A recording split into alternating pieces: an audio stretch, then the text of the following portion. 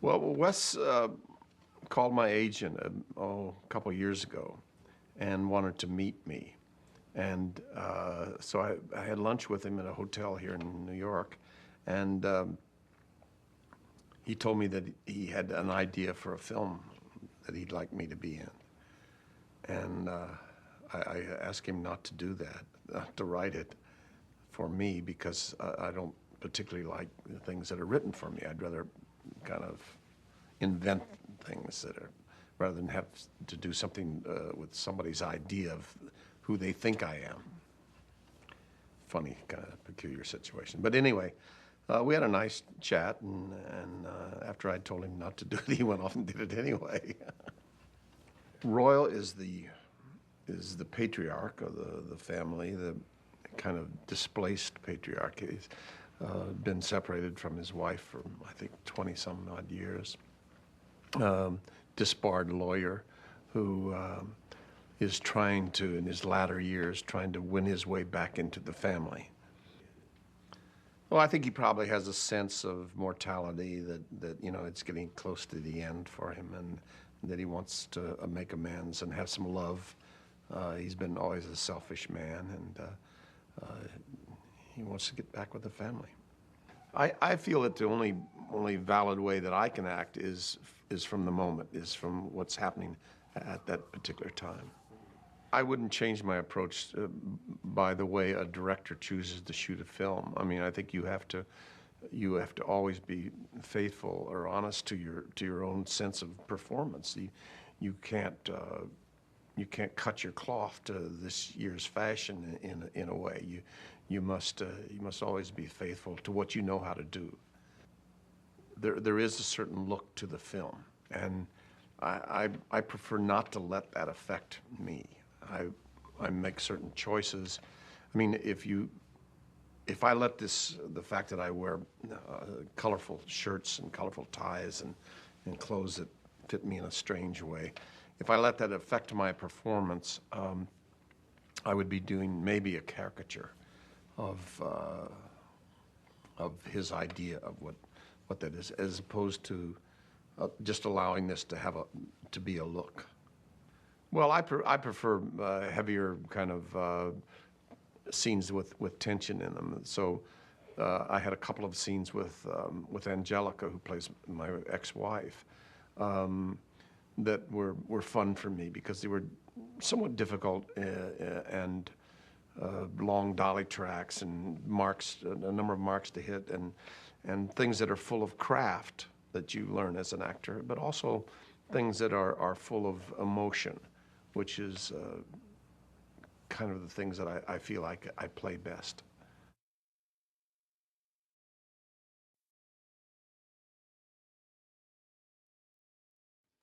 I got a call from Wes Anderson, I guess it was close on a year ago, asking if I would meet with him. And so I suggested that we meet and have Eggs Benedict, and he didn't know what Eggs Benedict was. So I introduced him formally to Eggs Benedict. And he told me that he was writing a script and that he'd like me to play a part. But I was a little vague about my character, and I started talking to Wes about my character, and then I started to receive drawings that he made pertaining to my character. Most of them in suits that were very small, arms that were cut up to here, and strange little hairdos, and also photographs of his mother, who turns out to be called Texas Anderson and an archaeologist. Once I'd started working on the movie, he produced his mother's glasses for the early scenes, and I said, well, am I playing your mother, Wes?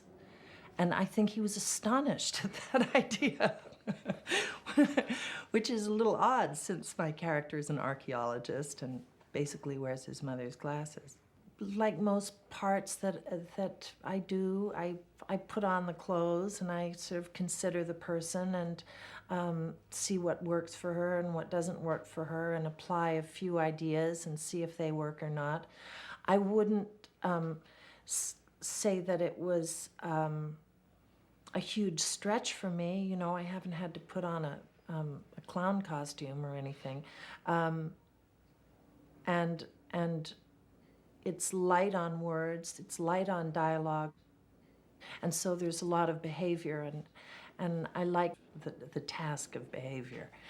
I don't think she's controlling. I think she tries to be helpful to her children. She's lenient, she's understanding, particularly with her adopted daughter, Margot, who Gwyneth plays. And she's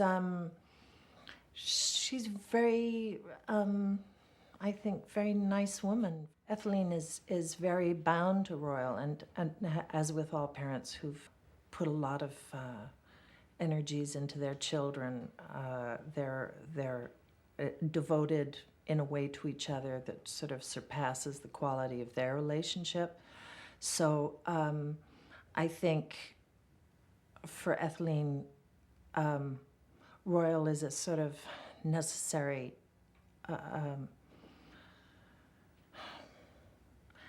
a necessary heartbreak, if you will. So although he drives her mad, and although she tries to protect the rest of the family from him, ultimately she realizes that there is a need for their father, albeit the fact that he's insane.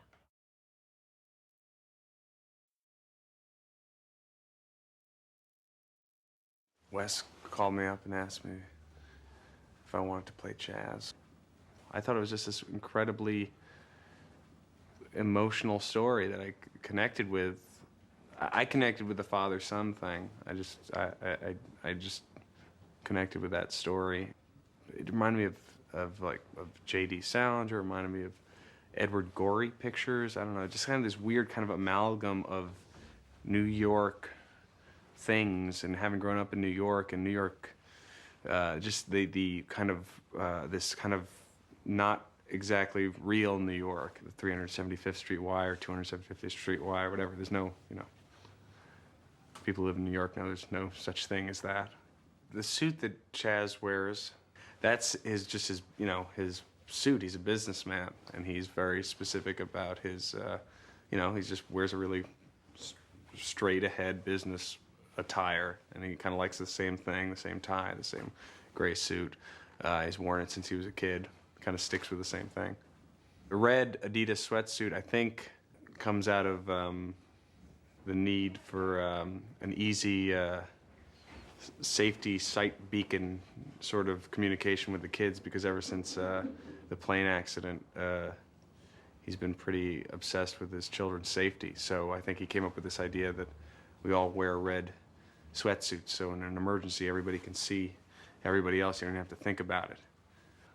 I don't know, I haven't really been trying to worry about making him be funny and angry. I've been more concerned about the fact that almost every scene he's so angry that I wanted, like, somehow people to at least be able to connect with him on some level. What I've been kind of more concerned about is like trying to somehow understand where his anger is coming from. I think he's just kind of, obviously he's, you know, trying to deal with this loss of his wife, and he has these issues with his dad. So I haven't been worried about trying to make it funny. I think the fact that it's just in the circumstances, I think because it's an ensemble movie and you're not always seeing Chaz, it's probably funny sometimes to come back to him and he's always in his same state of mind. Dogs are just, you know, very special creatures. They're you know, they're like a member of the family. I have a dog, and the dog is like, you know, when you really have a bond with a dog or any pet, it's might as well be a kid or something. I mean, and in terms of the connection with the mice, I mean, I think that, you know, the Dalmatian mice thing is just a strange Wes invention that kind of, you know, I had white mice when I was a kid. I never figured out how to breed a special breed of mice. But it's a great thing that, you know, that it's almost like a school project kind of, you know, taken to the next level. I mean, it's just kind of all part of the milieu of the milieu. Yes, the milieu of the movie.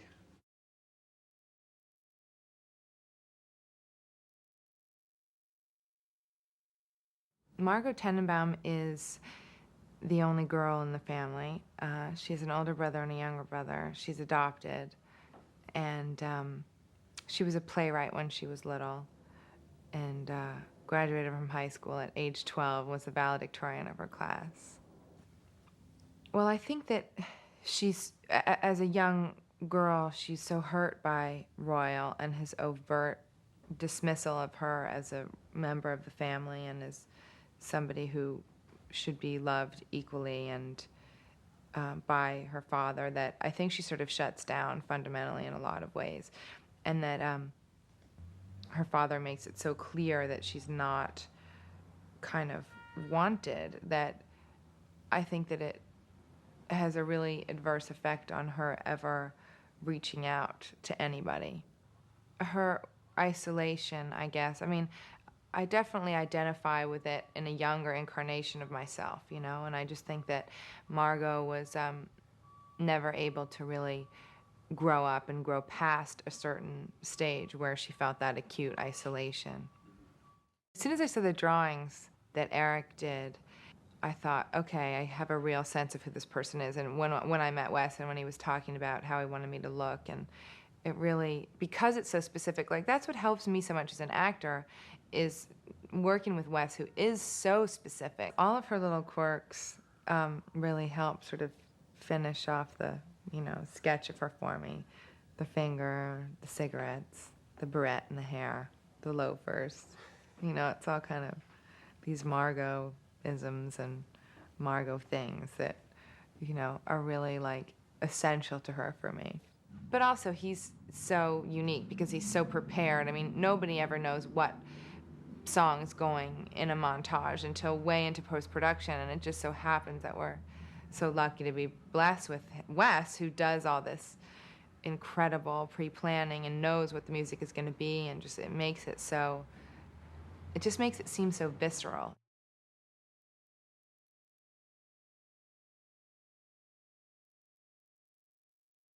I think Richie Tenenbaum's, I think what he's about is kind of like just a guy that's always been like a little bit off, just because, you know, the way things are in his family, and the family splitting up early on, and then, you know, how he feels about his adopted sister.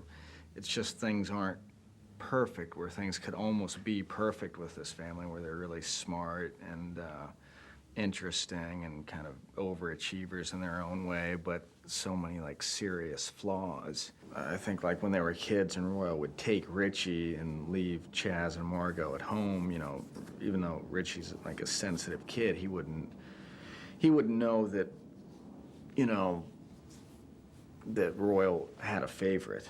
You know, it was just he and Royal getting along and having fun together, and you know, Richie didn't know that it would hurt their feelings, the other kids' feelings.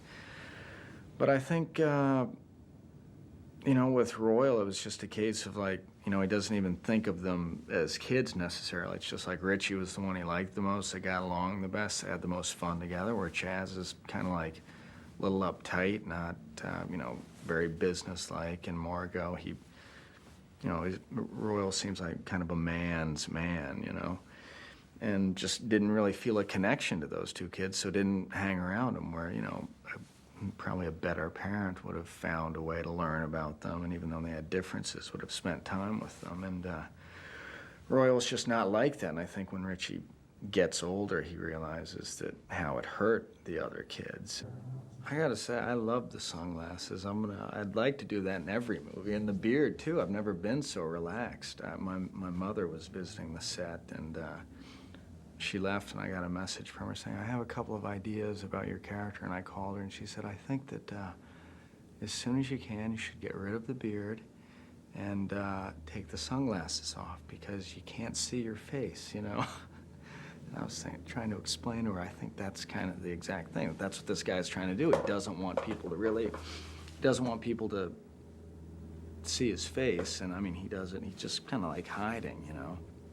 And I can remember talking with Wes at the beginning when Wes was saying you're going to be wearing a headband. I was like, God, a headband and wristbands? I mean, why? And he keeps the Fila with the RT on, even though he's not playing anymore. And I was just kind of trying to figure out a way to think about it for myself to where I could legitimize it, and then I came up with he's getting paid to do it. You know, this is his endorsement. He stopped playing tennis, so they probably give him a couple $100,000 a year to wear this stuff, and that's what he lives on. Richie's paintings are kind of, you know, like his diaries, where he records the good things and the bad things that have happened with the family and the things that have happened to him.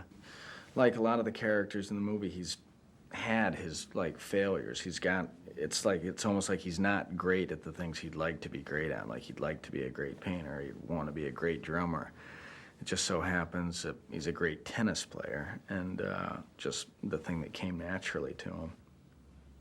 You know, just like spending time with the Falcon and the scenes that I've worked with, you know, you get to see how incredible they are, and like just the way they look and notice things. And I mean, I feel like that's something kind of like Richie, is he really is, kind of notices things and picks up other people's feelings. And, you know, he's got this thing in the family where, you know, the different relationships between Etheline and Royal and Chaz and Royal, and then the way he feels about Margot, he's always kind of trying to keep a hold on things and keep people together.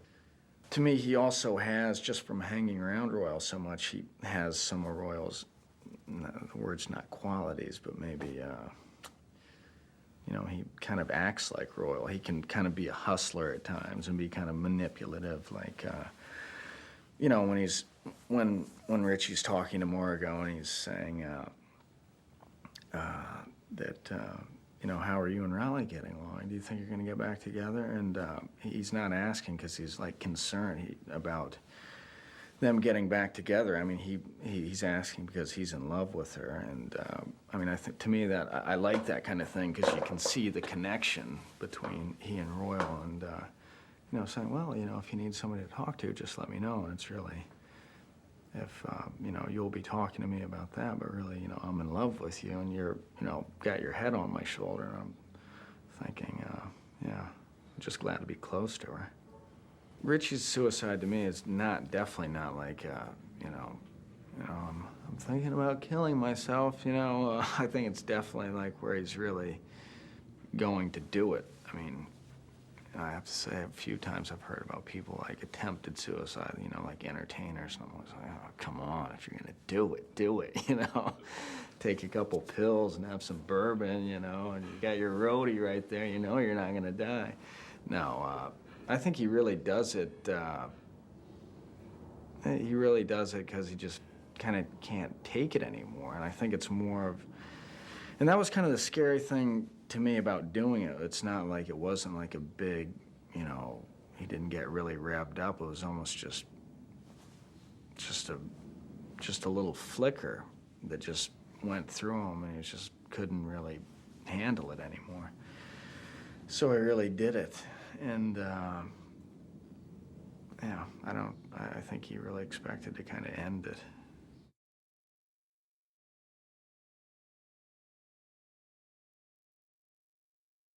I play a character named Eli Cash, who grew up with the family and has a novel out that's kind of celebrated in kind of the Cormac McCarthy type book, kind of a knockoff, Cormac McCarthy knockoff.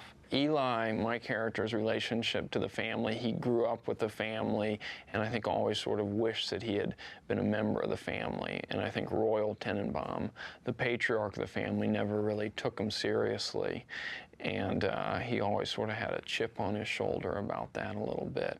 Yeah, it's kind of nice. Wes and I, it's kind of nice the way we're still really good friends, and that we met in college at University of Texas, and just kind of got along and kind of had a similar sense of humor, and kind of went to kind of similar schools. And you know, both our fathers were in advertising, and he has an older brother and a younger brother, and we just kind of got along. And it's nice that kind of through all this stuff that, first of all, it's been nice to have both my brothers going through this and being out here, and then it's great to have Wes, who was kind of like a brother also.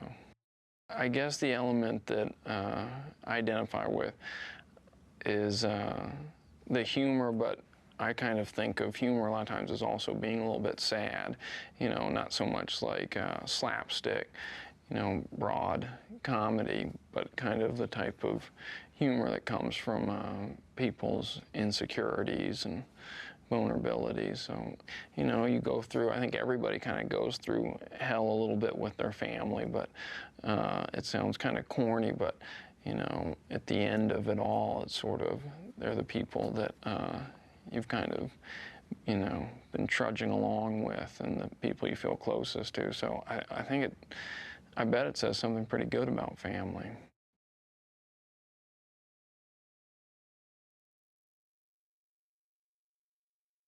You want a dramatic answer or a funny one?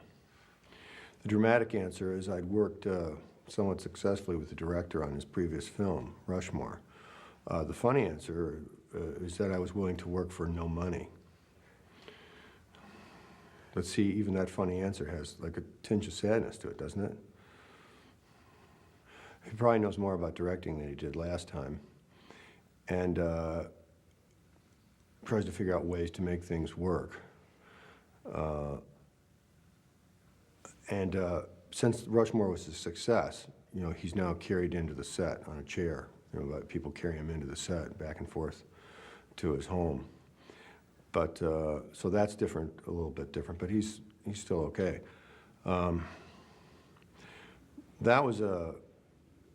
We were in some horrible locations outside Texas, industrial locations that were outside Texas, outside Houston, so it had a feeling like we were really struggling all the time. So now we're here in New York City, the biggest city in the country, and we have found some of the most horrible places in New York City to shoot in. So it's really not any different. No matter where this guy lands, he finds some horrible places to work. But I believe that conditions can create great things, and being in these unusual spots, isolates you from the ordinary reality and just keeps you in the story you're trying to work in. I play a neurologist, a doctor, who specializes, I'd say, in looking for narrow, singular dead ends in the genetic printout, finding people that are odd by some standard. And somehow in finding these oddities, these physical oddities, he's hoping to figure out the normal world, I think. Dudley represents the kind of little success that people require to get through the day, There's got to be something that makes you feel good about yourself. And he's my sort of science project that I get to control, and I get to test, and I get to judge. I get to determine how well he's doing and what he is and what he represents. And people create these kinds of imaginary trophies for themselves. You got to decide whether to live every single day. Some sort of trick you play on yourself so that you seem okay. Because true self-examination can be profoundly distressing and depressing for people, and you lose a lot. You lose some people that way. I think the director's been surprised at how differently the scenes play than he imagined them, because the actors are all, accomplished, and they go at it a different way. I like to play it a different way every time. I want to get my money's worth. I want to work out. Before, I felt like I had to be really pretty responsible and professional, because I don't know how all these people work. And then I realized, you know what, they're going to do it their way no matter what. So I'm just going to keep doing it my way. And that's when I finally just had fun. So it's been two and a half solid days of fun for me.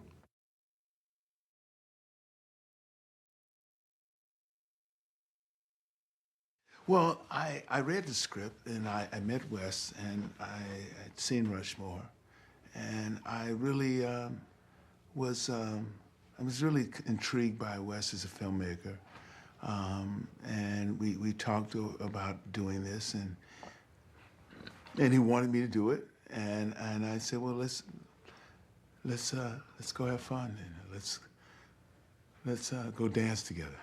I thought it was a well-written script. I thought it was, had a certain kind of humor to it.